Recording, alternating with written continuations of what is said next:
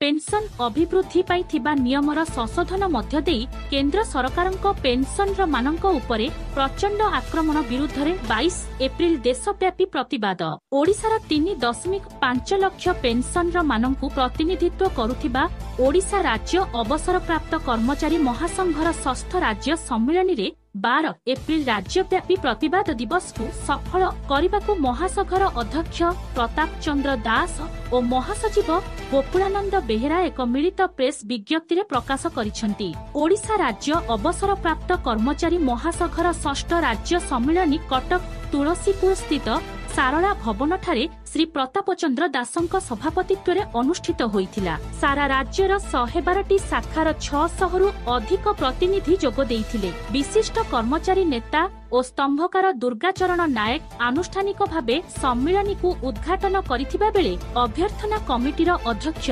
बारबाटी कटक विधायक सोफिया फिरदोस स्वागत भाषण देई पेंशनर मानक ज्वलंत और गंभीर समस्या गुड़िक विधान सभारे उत्थापन करने सहित विधायक पांठिरु एक पाठागार करने निर्भर प्रतिश्रुति देइथिले। सम्मेलनीर मुख्य वक्ता बृहस्पति सामल और सम्मानीय वक्ता अभय कुमार दास मार्च 25 तारिख पेंशन स्वार्थ विरोधी पार्लियामेंट रे गृहीत संशोधित धारा को मिलित भावे प्रतिवाद और प्रतिरोध करने आजिर एही ऐतिहासिक आह्वान देइथिले। केंद्र अनुरूप चिकित्सा भत्ता और चिकित्सा सुविधा पीजीपीए विभागर पुनः प्रतिष्ठा 65 वर्षरु अतिरिक्त पेंशन कम्युटेशन देय 10 वर्ष 8 मास करबा आदि 9 दफा दाबी उपरे आधारित संपादकों रिपोर्ट उपरे 35 जन पुरुष और महिला प्रतिनिधि अंशग्रहण करथिले। कटकरू आकाश कुमार स्वाईंक रिपोर्ट श्रीक्षेत्र न्यूज। महासचिव ओडिशा राज्य अवसरप्राप्त कर्मचारी महासंघ सर जो स्वास्थ्य बीमा 9 दफा आपनकर सब अछि स्वास्थ्य बीमा पेंशन इत्यादि इत्यादि कौन सब दाबी रही आमे 6th द्विवार्षिक सम्मेलन में हमर राज्य स्तर सम्मेलन एठी होछि।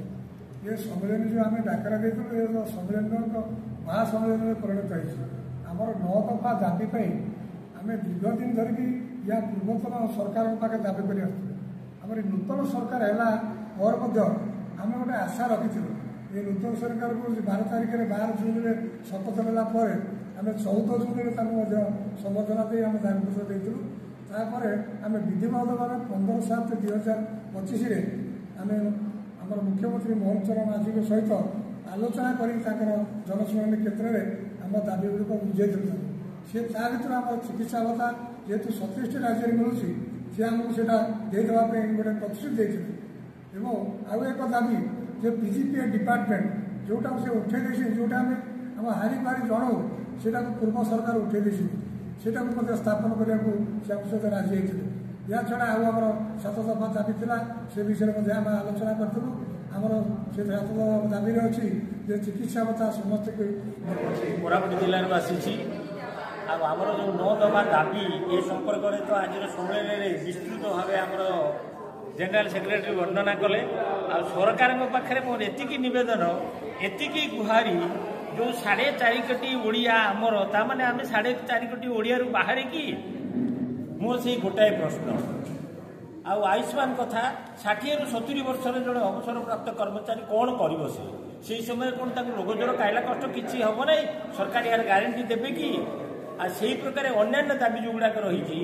गत 24 वर्ष सरकार तो अंध थिले कि मूक थिले कि बधिर थिले आम जापारूँ बर्तमान सरकार से न हुंतु एवं आखि खोली यही आमर जो दाबी गुड़ाक या गुरुत्व सहित विचार करी आगामी दिन में या कार्यकारी करूँ जदि यहाँ कार्यकारी न करेंगे ताहले आमे शारीरिक अवस्था वृद्ध हो पारू वरिष्ठ हो पारू कि मानसिक स्तर में आम वरिष्ठ नौ मानसिक स्तर में आम निश्चित रूपे युवक यार